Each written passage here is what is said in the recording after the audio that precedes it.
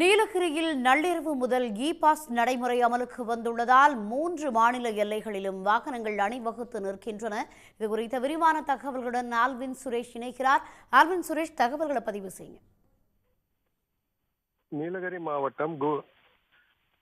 மாவட்டம் பகுதிக்கு வரக்கூடிய சுற்றுலா பயணிகளுக்கு சென்னை உச்சநீதிமன்றம் மே 7ஆம் தேதி முதல் ஜூன் 30ஆம் தேதி வரை நீலகிரி மாவட்டத்திற்கு வரக்கூடிய சுற்றுலா பயணிகள் இ-பாஸ் முறையை அமல்படுத்தியுள்ளது.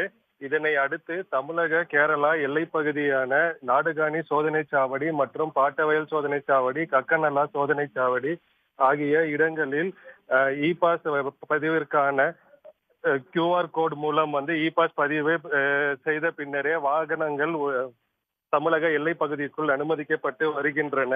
அதன்படி கேரளா மாநிலம் மற்றும் கர்நாடகா மாநிலம் இருந்து வரக்கூடிய சுற்றுலா பயணிகள் ஏற்கனவே இ-பாஸ் பதிவீடு செய்திருந்தாலும் அவர்களுக்கு ஒரு QR கோட் கொடுக்கப்பட்டுள்ளது. அந்த QR கோடு மூலம் ஸ்கேன் செய்த பிறகு வாகனங்கள் தமிழக எல்லை பகுதிக்குள் அனுமதிக்கப்படுகின்றன. இதனால் குறிப்பாக நாடுகாணி பகுதியில் நெட்வொர்க் குறைவாக இருக்கக்கூடிய ஒரு சில இடங்களில் அதிக போக்குவரத்து நெரிசல் காணப்படுகிறது. இதனால் குறித்த நேரத்திற்கு செல்ல முடியாமல் சுற்றுலா பயணிகள் பாதி வழியிலேயே காத்து நிற்கும் அவலமும் ஏற்பட்டுள்ளது. இதனை அடுத்து உள்ளூர் வாகன ஓட்டிகளும் இந்த போக்குவரத்து நெரிசலால் வாகனங்களை இயக்க முடியாத சூழல் தற்பொழுது நாடுகாணி பகுதியில் இருந்து வருகிறது. அது மட்டும் இல்லாமல் உடனடியாக பகுதிகளுக்கு இருக்கக்கூடிய அதிகாரிகள் அந்த QR கோடு அப்ளை செய்வதற்காக வரக்கூடிய சுற்றுலா பயணிகளுக்கும் அவர்கள் எப்படி பயன்படுத்துவது குறிப்பான விழிப்புணர்வுகளும் அந்த பகுதி முழுவதும் செய்து வருகின்றனர். இதனால் தற்பொழுது போக்குவரத்து நெரிசலானது ஏற்பட்டு வருகிறது. சுமார் 2 கிலோமீட்டர் தூரத்திற்கு போக்குவரத்து நெரிசல் ஏற்பட்டுள்ளது. இ-பாஸ் பெறுவது தொடர்பாக இன்று முதல் அமலுக்கு வந்திருக்கும் நிலையில் வாகன ஓட்டிகளின் கருத்துக்களை தற்போது பார்க்கலாம்.